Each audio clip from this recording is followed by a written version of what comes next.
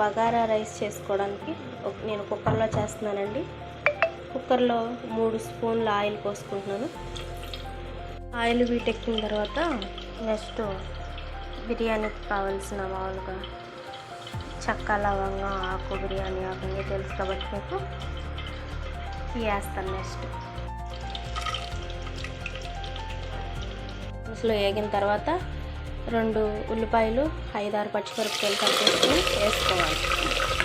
ఉల్లిపాయలు ఇలా వేగిన తర్వాత దీంట్లో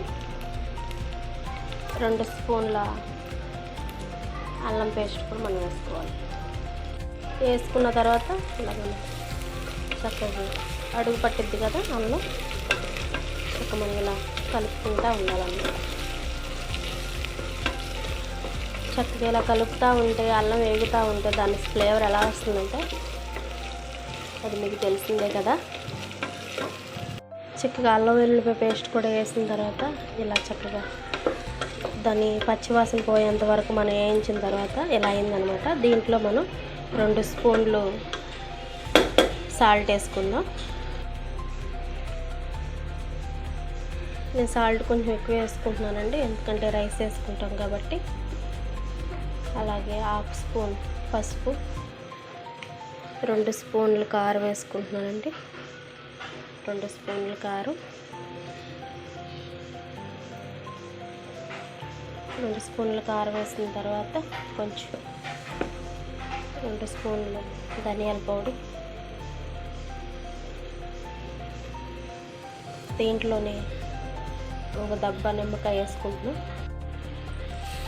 నిమ్మకాయ బద్ద వేసుకుంటున్నానండి. ఇదంతా మనం వేసుకునేటప్పుడు సిమ్లో పెట్టుకోవాలి. అలాగే 2 స్పూన్లు పెరుగు కూడా యాడ్ చేసుకుంటున్నానండి.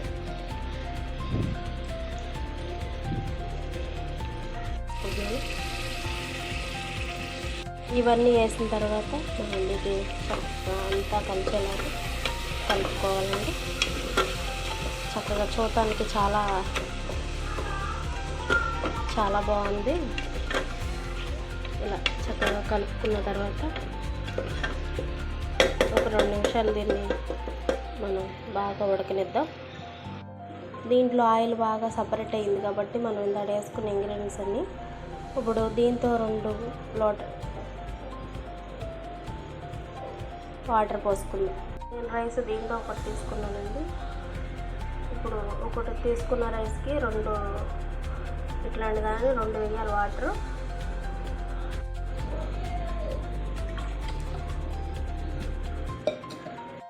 చక్కెల ఒకదానికి 2 దాంట్లో వాటర్ వేసుకున్న తర్వాత ఈ వాటర్ మరిగేలా ఒక 5 నిమిషాలు మనం ఉంచుకున్నాం గ్యాస్ మీద.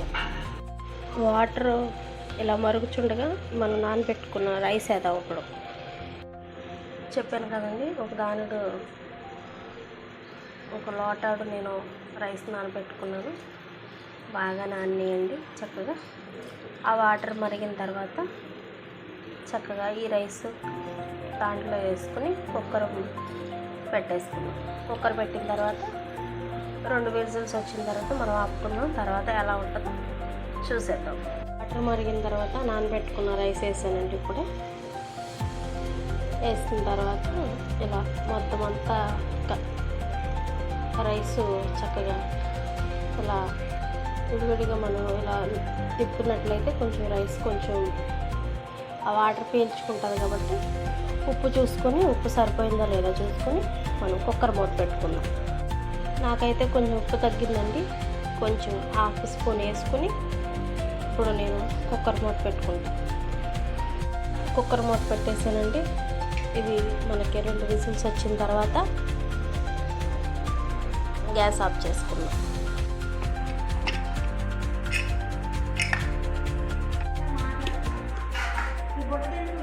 బగారా రైస్ చాలా బాగా వచ్చింది. మీరు కూడా ట్రై చేయండి.